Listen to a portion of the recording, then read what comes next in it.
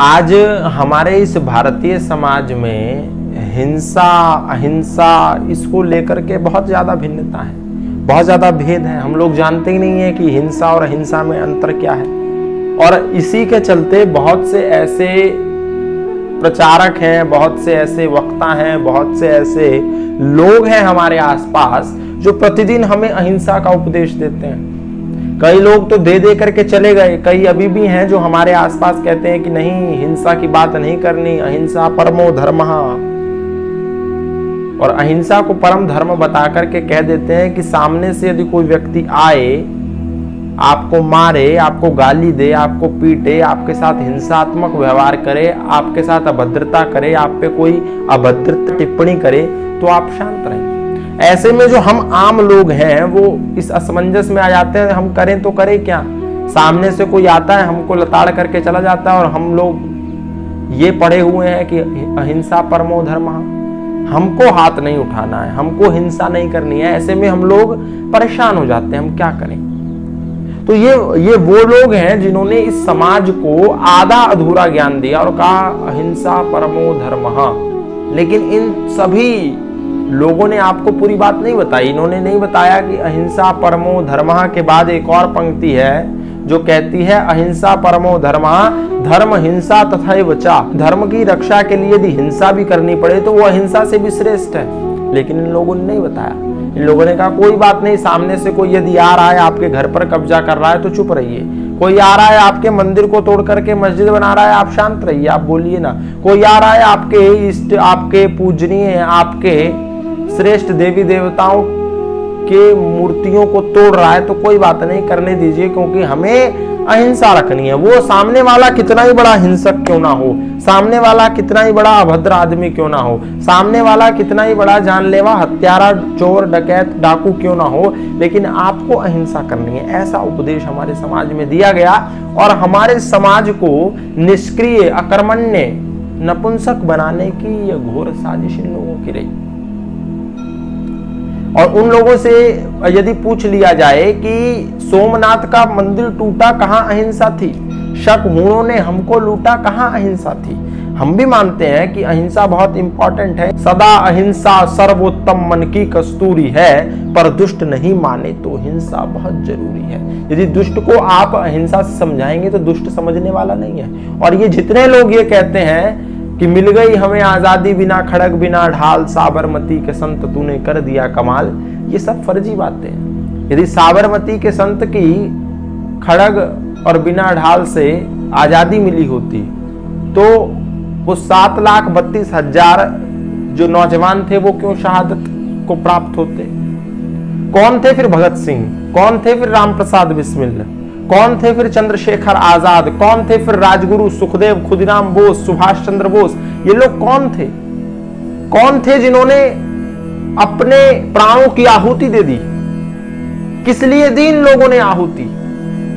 यदि बिना किसी बलिदान के हमको आजादी मिल गई है तो ये लोग कौन थे? कहां गए ये लोग? क्यों नहीं इन्होंने जीवन के तमाम वो सुख सुविधाओं के अंबारों का इस्तेमाल किया? क्यों चंद्रशेखर आजाद ने खुद को गोली मार ली? क्यों खुदीराम बोस को फांसी का फंदा चूमना पड़ा?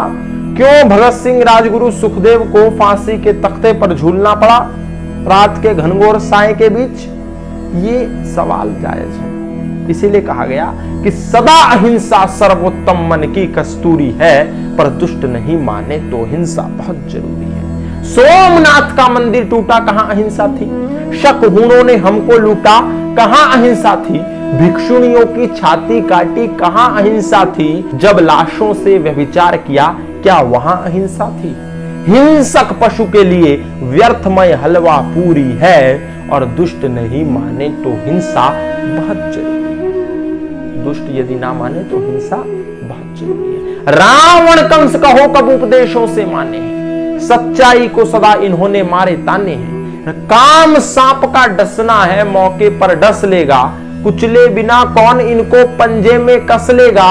अरे मांगे से मजदूर को कब मिलती मजदूरी है, दुष्ट नहीं माने तो हिंसा बहुत जरूरी है। अरे कुत्ता पागल हो जाए तो क्या पुचकारोगे? आदमखोर शेर हो तो क्या उसे न मारोगे? कोई मां को गाली दे क्या हंसकर सह लोगे? कोई गुंडा पत्नी मांगे तो क्या दे दोगे? यह कोई क्षमा नहीं, कायरता पूरी है, और दुष्ट नहीं माने तो हिंसा बहुत जरूरी है। अरे पृथ्वीराज चौहान ने छोड़ा, पकड़ा, फिर छोड़ा। गौरी ने गजनी में ले जा आंखों को फोड़ा। हमने सदा चांदनी बांटी, हमें कालीमा मिली। हमने क्षमा किया हरदम, क्या हमको क्षमा मिली? फिर भी किए जा रहे ऐसी क्या मजबूरी है, और दुष्ट नहीं माने तो हिंसा बहुत जरूरी है। मोहम्मद गौरी, महमूद गजनवी, सलार मसूद गाजी, मोइनुद्दीन चिश्ती, बख्तियार खिलजी, औरंगजेब, ये तमाम वो नाम हैं जिन्होंने भारत में आकर के आक्रमण किया, लूटपाट की, महिलाओं के साथ बलात्कार किया, जिन्होंने फसलों में आग लगाई, बच्चों को भालों की नोक पे लटकाया, और प्रतिदिन के दर से कितने हजारों लाखों बेगुनाहों के साथ अत्याचार किए, व्यभिचार किया।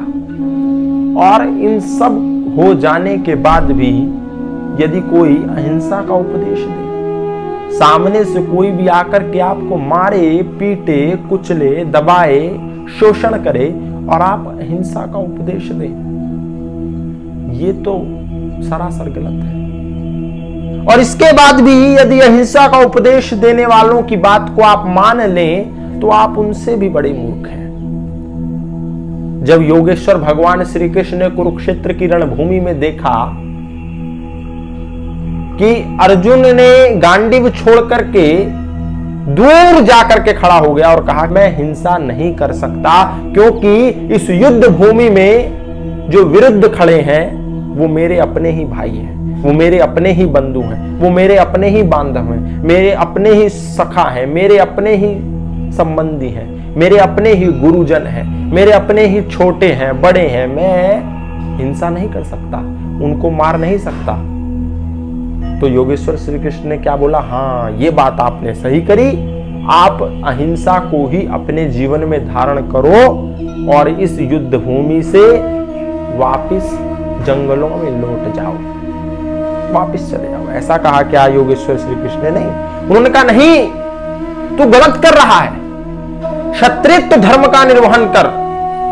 एक क्षत्रिय होने का, एक योद्धा होने का असली समय यही है कि आप असली योद्धा हैं या नहीं। सामने भले ही बंधु हो, भाई हो, सखी हो, संबंधी हो, लेकिन क्योंकि सामने जितने लोग खड़े हैं वो सब के सब अधर्म के साथ खड़े हैं, वो सब के सब असत्य के साथ खड़े हैं, वो सब के सब अनीति के साथ खड़े हैं। इसलिए कर्तव्य तुम्हारा ये है कि तुम अनीति के साथ खड़े एक एक व्यक्ति को प्रत्युत्तर दो, एक एक व्यक्ति के साथ अंतिम श्वास तक लड़ो, क्योंकि ये व्यक्ति हैं, ये आत्मा है।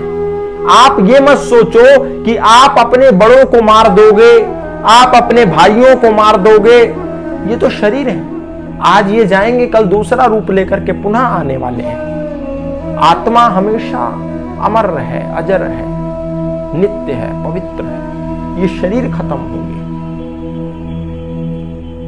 तो आप वहां से सीखिए, योगेश्वर के उपदेश से सीखिए, और अहिंसा परमो धर्मः, धर्म हिंसा तथैव च, पूरे ज्ञान को अपने जीवन में धारण कीजिए। धर्म की रक्षा के लिए यदि लगे कि कहीं पर हिंसा करना भी उचित है तो उचित करें, पीछे ना हटें। पीछे हटना कायर लोगों की निशानी है, पीछे हटना बुजदिलों की निशानी है, पीछे हटना निकम्मों की निशानी है, पीछे हटना निष्क्रिय लोगों की निशानी है, पीछे हटना नपुंसकों की निशानी है। आगे बढ़ो, चुनौती का वर्ण करो, यही कर्तव्य है।